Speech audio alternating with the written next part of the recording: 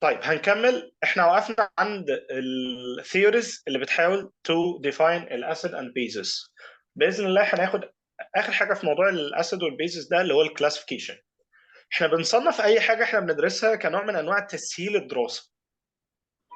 يعني انا مثلا لما اقول ان انا عندي انواع من الاسيد وانواع من البيزس، ده هيسهل عليا دراستها وهيسهل عليا التعامل معاها. فاحنا هنقسم الاسيد على اساس ثلاث حاجات. اول حاجه السترينث او القوه بتاعت الاسيد، يعني هل الاسيد ده قوي ولا ضعيف. الحاجه الثانيه السورس، يعني هل الاسيد ده ناتشرال ولا مينرال. الحاجه الثالثه البازيستي. يعني ايه بازيستي؟ يعني عدد الهيدروجين ايون اللي بيطلعها الاسيد. يبقى احنا هنعتمد على ثلاث حاجات. اول حاجه هنبدا فيها وهي السترينث او الديجري اوف ايونيزيشن. يعني ايه بقى؟ يعني هل الاسيد اللي عندي ده سترونج ولا ويك؟ طب يعني ايه سترونج اسيد؟ السترونج اسيد هو الاسيد اللي بيعمل كومبليت ايونيزيشن. السترونج اسيد هو الاسيد اللي بيعمل كومبليتلي ايونايزد او كومبليت ايونيزيشن. برضه يعني إيه؟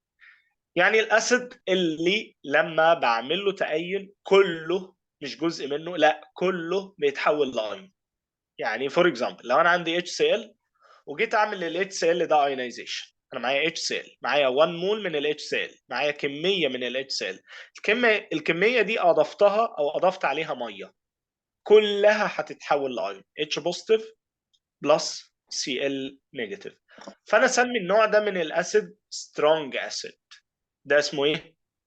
strong acid. طيب وانت عرفت ازاي بقى ان هو كله بيتحول لايون؟ لانه بيوصل كهرباء بطريقه كويسه جدا. جود كوندكتور اوف الكتريستي، يعني مش نص نص، لا جود كوندكتور اوف الكتريستي. طيب النوع الثاني برضو، يعني يمكن لما ناخد النوع الثاني الموضوع يوضح اكتر. النوع الثاني اللي اسمه ويك اسيد. يعني ايه ويك اسيد؟ يعني الاسيد اللي بيعمل incompletely او partially ionization. بيعمل ايه؟ partially او incompletely ionization. طيب يعني تمام. ايه برضو؟ يعني جزء منه بس اللي بيتحول لايون. يعني الاسيد مش كله بيعمل ايونيزيشن، جزء منه بس بيتحول لايون. وده السبب اللي بيخليها كومبليتلي ايونيزيشن. طيب ناخد اكزامبل. لو خدنا مثلا اسيتيك اسيد CH3 COOH، ده اسيتيك اسيد او الفينيجر. لو جينا نعمل له ايونيزيشن جزء منه بيتحول لايون والجزء الباقي ما بيتحولش لايون. فبنسمي النوع ده من الاسيد ويك اسيد. طيب وانا اعرف ازاي بقى ان كان الاسيد سترونج ولا ويك؟ الاجابه ببساطه لازم تحفظيهم. يبقى شويه الاسيد اللي قدامك دول اللي اسمهم سترونج اسيد محتاجين حفظ. زي ايه؟ زي البيركلوريك اسيد، بيركلوريك اسيد، هيدرو ايوديك اسيد، هيدروكلوريك اسيد، هيدروبروميك اسيد، سلفوريك اسيد، نيتريك اسيد. الكام اسيد دول اللي هم تقريبا كام؟ الستة واحد دول. اتنين. الستة أيوة. دول محتاجين سبعة. تحفظوا. لا ستة حفظ. ستة. ستة صح؟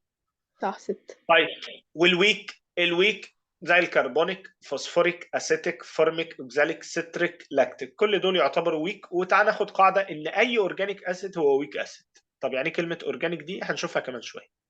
اي اورجانيك اسيد هو ويك اسيد، او ببساطه كده اي اسيد هتلاقي عنده COOH يبقى ده ويك اسيد.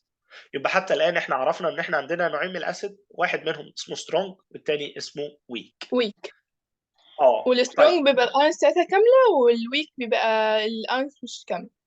صح كده. او بنقول completely ionization و partially ionization. واحنا خدنا قصه الايونيزيشن، قلنا ان الويك بيطلع مش كله ايون، لكن السترونج هو كله بيتحول ايون. طب موضوع السترينث ده هل بيعتمد على حاجه اسمها البازيستي؟ بمعنى هل السترونج اسيد هو اللي عنده ايونات H3 مثلا و H2 والويك عنده H1؟ لا، ملهاش علاقه. ملهاش علاقه بالقصه دي. يعني البازيستي ملهاش علاقه بالسترينث. السترينث معناها هل الاسيد كله بيتحول لايون ولا لا. يعني مثلا لو تاخدي بالك ال H3PO4 ويك ولا سترونج؟ ويك. ويك، ومع ذلك هو H3. طب ال HCl ويك ولا سترونج؟ سترونج، ومع ذلك هو H1. فالموضوع ملهاش علاقه ب H1 ولا 2 ولا 3، لا دي حاجه تانية ليها علاقه بالسترينث. السترينث بتعتمد هل الماده دي بتتأين بسهوله ولا بصعوبه. طيب يبقى ده الكلاسيفيكيشن الاول. الكلاسيفيكيشن الثاني بقى بيعتمد عليه على السورس. يعني هل الاسيد ده اورجانيك ولا مينرال؟ يعني بيجي من الطبيعه ومن الكائنات الحيه ولا بيجي من حاجات مش حيه. الاورجانيك الاسيد الاورجانيك هي اسيد جايه من انيمال او بلانت. يعني انا مثلا لو جبت لي ليمونه كده وعصرتها وطلع لي منها شويه اسيد، الاسيد دول اقول عليه اورجانيك ولا مينرال؟ اورجانيك عشان طالع من اورجانيك، بلانت.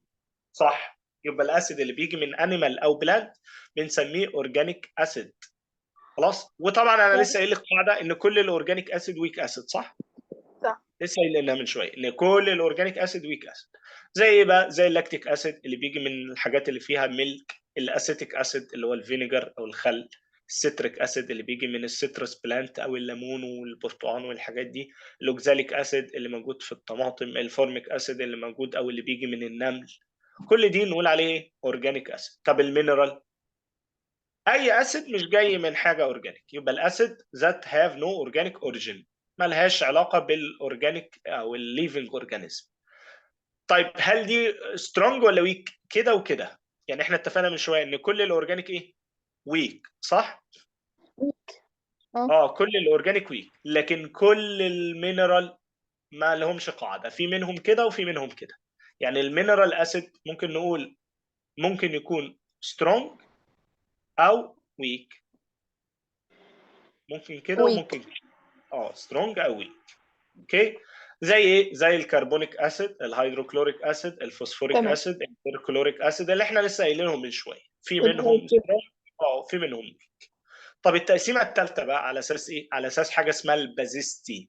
يعني ايه بازيستي؟ يعني النمبر اوف هيدروجين ايون اللي بيطلعها الاسيد. في اسيد بيطلع واحد هيدروجين، في اسيد بيطلع اثنين، وفي اسيد بيطلع ثلاثه. فاللي بيطلع 1 بنقول عليه مونوبيز، اللي بيطلع اثنين بنقول عليه داي بيزك، اللي بيطلع ثلاثه بنقول عليه تراي بيزك او مونوبروتيك وداي بروتيك وتراي بروتيك. يبقى تاني انا هقسم التقسيمه الثالثه الاسيد التقسيمه الثالثه على اساس البازيستي. يعني ايه بازيستي؟ يعني النمبر اوف ريبليسبل هيدروجين، الهيدروجين اللي بيقدر يفقدها الهيدروجين الاسيد لما بدوبه في الميه.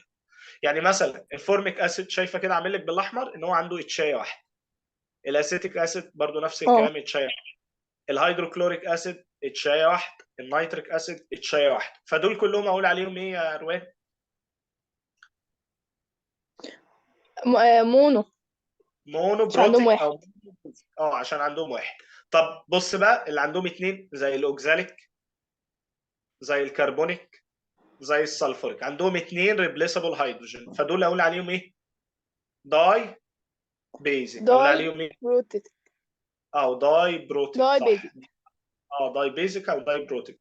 طب اللي عندهم ثلاثه زي السيتريك اسيد والفوسفوريك اسيد بقول عليهم تراي بيزك او تراي داي بروتيك. بروتيك.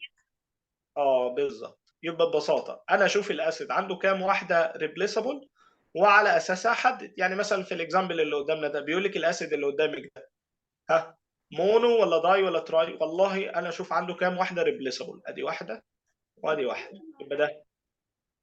او كام واحده سي او اتش، يعني لو هو اورجانيك انت بتشوفي عنده كام واحده سي او اتش. عنده كام واحده سي او اتش؟ عنده سي اثنين، يبقى اتش. داي. اتنين. سي او اتش اثنين، واحده ايه وواحده ايه. يبقى الاسيد الداي قصدي حضرتك بيزك. اللي هي الناحية دي والناحية التانية.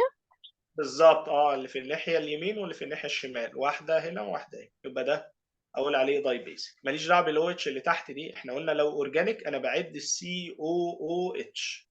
ماشي. عشان كده الستريك ده الاخير ده تمام. عنده 3 سي او اتش، يبقى تراي بيزك. فاهمه كده يا روان؟ تمام. الو. ماشي طيب.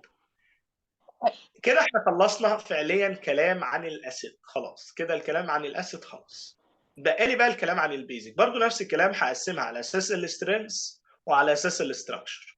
زي ما قلت في الاسيد في سترونج اسيد وفي ويك اسيد، نفس الكلام في البيزك في سترونج بيزس وويك بيزس. السترونج بيزس هي اللي هتعمل كومبليت ولا بارشال ايونيزيشن؟ يلا قولي معايا. تعمل كومبليت. صح، كومبليت ايونيزيشن. قلت طب الويك بيز هتعمل انكمبليت او بارشال ايونيزيشن. انكومبليت. طب ما كده نفس الكلام في الاسيد والبيز، ما اللي هناك برضو كان بيعمل الكومبليت وبارشلي. ايه الفرق بقى لو انا قلت لك ايه الفرق ما بين هنا وهناك؟ نوع الايون نفسه، هنا بيتأين ويطلع هيدروكسيد ايون، لكن هناك كان بيتأين وبيطلع هيدروجين ايون. فاهمه؟ وده كلام مين يا روان؟ ان احنا بنقول ان الاسيد هي الماده اللي بتتقايم بتطلع هيدروجين ايون، والبيزك هي اللي بتتقايم بتطلع هيدروكسيد ايون. ده كلام العالم التاني، مش فاكرة اسمه بصراحة. لا الاولاني ارهينيوس أولاني؟ اول واحد. اه صح، اه الأولاني صح. ارهينيوس هو اللي كان بيقول كده، بيقول ان الاسيد هي الماده اللي عندها هيدروجين ايون. صح. يبقى السترونج اسيد هو اللي بيعمل كومبليتلي ايونيزيشن ويتحول كله لايون. طب ده بيوصل كهرباء ولا لا؟ اكيد بيوصل، فهنقول عليه سترونج الكترولايت وجود كوندكتور اوف الكتريستي بسبب ان عنده كميه ايون كتيره. طيب محتاجين نحفظ سترونج بيزك زي مين؟ زي الكاوتش والناوتش والباريوم هيدروكسيد. نفس الكلام الويك، احنا قلنا هيعمل بارشلي ايونيزيشن، معنى كده ان هو باد كوندكتور اوف الكتريستي لانه عنده كميه ايون قليله. زي مين؟ هو مثال واحد بس، الامونيوم هيدروكسيد. فاهمه؟ تمام. جميل. يبقى احنا قسمنا كده الاسيد والبيزس. حاليا احنا في اخر حاجه في البيزك بقى، اللي هو الاستراكشر. يعني انا عندي بيزك سبستانس، تركيبها ايه او مكونه من ايه؟ هو انا عندي شويه احتمالات كده للاستراكشر بتاع البيزك. اما يكون ميتال اوكسايد يعني ميتال ماسك في اكسجين، او ميتال هيدروكسايد يعني ميتال ماسك مع مجموعه هيدروكسايد، او ميتال كربونيت يعني ميتال ماسك مع مجموعه كربونيت، او ميتال بايكربونيت يعني ميتال ماسك مع مجموعه بايكربونيت. واي واحد من دول بيتفاعل مع الاسيد، لان كل دول بيزك لو فعلتهم مع الاسيد هيديني سولت ووتر، او سولت ووتر وكربون دايوكسيد، والكلام ده هناخده قدام بالتفصيل. فاهمه اللي انا بقوله ده ولا مش فاهماه؟ يا يعني روان. دي مش فاهمة قوي. أي، سامع حضرتك سامع حضرتك. طيب بص يا روان، اخر تقسيمه في البيزك بنقسمه على اساس الاستراكشر. على اساس ايه؟ الستراكشر. ستراكشر. يعني ايه الاستراكشر؟ يعني الكومبوننت مكون من ايه البيزك ده. فبنقول اول احتمال ان هو يكون ميتال وماسك مع اكسجين، فنقول عليه ميتال اوكسايد. تاني احتمال ميتال ماسك مع هيدروكسيد، نقول عليه ميتال هيدروكسيد، يعني ماسك الهيدروكسيد دي اللي هي مجموعه او اتش، الاكسيد اللي هو او، الكربونيت اللي هي سي او 3، البايكربونيت اللي هي اتش سي او 3.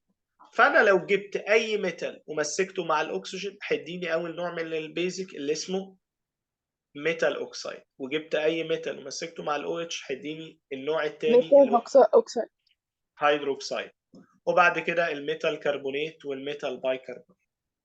سهل صح؟ انا حاسس ان الكلام أيوه مش أيوه، صعب. تمام صح صح. جميل. طيب احيانا في ناس بتتلخبط ما بين كلمة الكلي وكلمة بيزك، يقول لك الالكلي هي البيزك والبيزك هي الالكلي. الكلام ده مش مظبوط. ليه بقى؟ لان الالكلي هو نوع خاص من البيزك بيدوب في الميه، نوع خاص من البيزك. الالكلي هو نوع خاص من البيزك.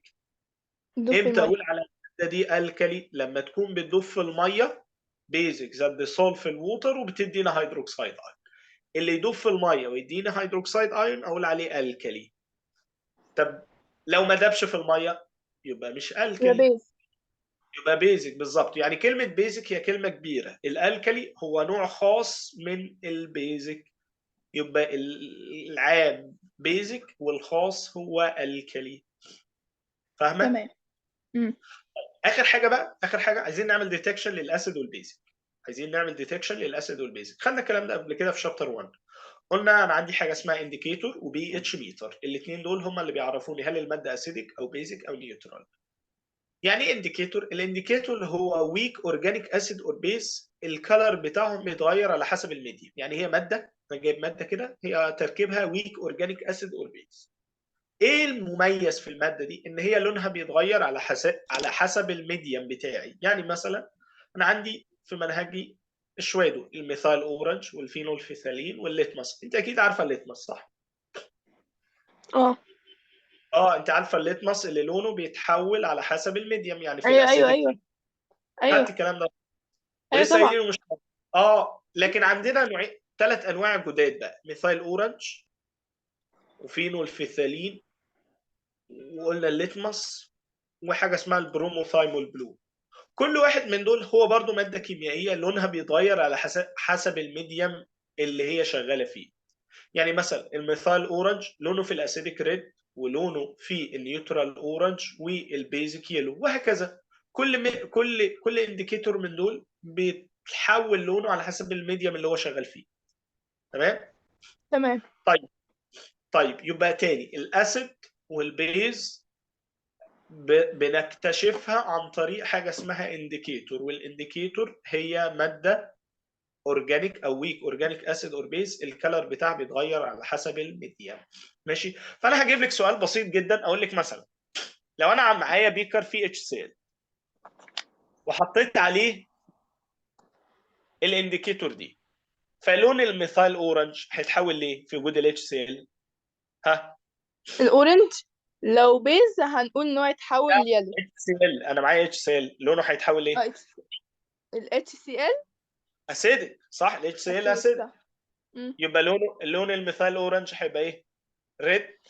والفينول وريد. فيثالين كالرلس، والليتمس ريد، والبروموثايمول بلو ريد لونه، يلو. بروموثايمول بلو لونه يلو، صح كده؟ لونه يلو. خلاص. مم. طيب ماشي، يبقى حتى الان احنا عرفنا ان انا ممكن اعمل إن يعني ديتكشن للاسيد والبيز عن طريق حاجه اسمها الانديكيتور. الحاجه الثانيه اللي ممكن استخدمها حاجه اسمها ثانية بس، هي بتاعت الألوان دي حفظ؟ بتاعه الالوان دي حفظ. الافضل احفظيها. هو علميا والمفترض اللي يحصل ان انت ما تحفظيهاش. ليه بقى؟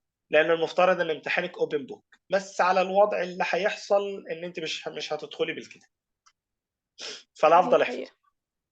الافضل احفظ. تمام. ماشي. البي اتش ميتر، جهاز البي اتش ده ايه هو؟ جهاز الكتروني عمل شبه يعني زي الاله الحاسبه كده، بس طالع منه بروب كده. الجهاز ده ببساطه بحطه جوه السوليوشن بتاعي وبيقول لي هل السوليوشن ده اسيدك ولا بيزك، يعني بيطلع لي رقم في الاخر. طبعا انت عارفه الانديكيشن بتاع الارقام دي. الانديكيشن بتاع الارقام ان الرقم لو كان اقل من 7 يبقى ده اسيدك، 7 بالظبط يبقى ده بيزك، سوري 7 بالظبط يبقى ده نيوترال، اكتر من 7 يبقى ده بيزك. ليه بيز. بقى؟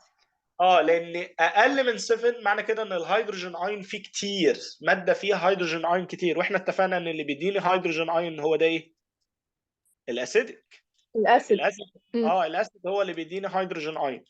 طب لما يكونوا الاثنين قد بعض، الهيدروجين ايون قد الهيدروكسيد نيوترال. ايون، يبقى ده سوليوشن نيوترال.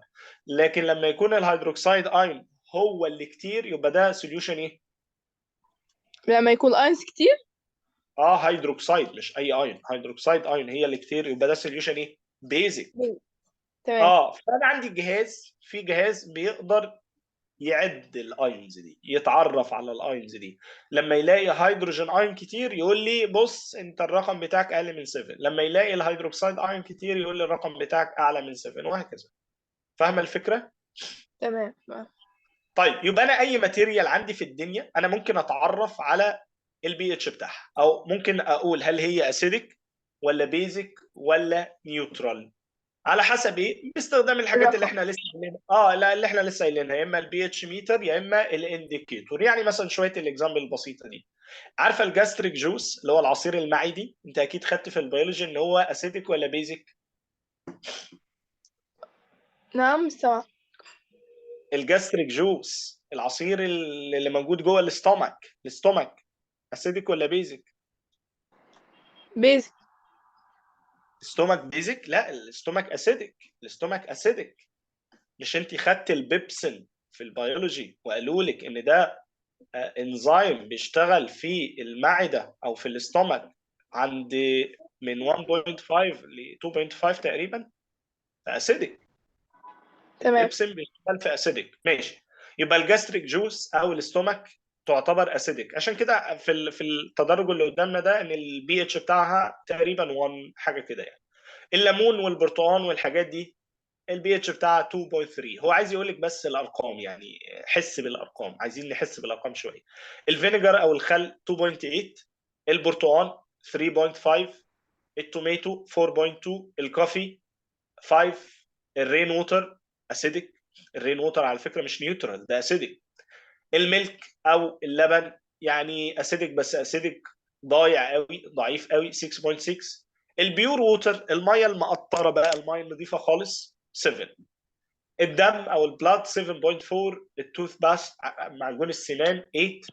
البيكنج صودا، الصودا اللي بنحطها على الاكل دي تقريبا 8.3. السي ووتر 8.5. الايج وايت 9.2.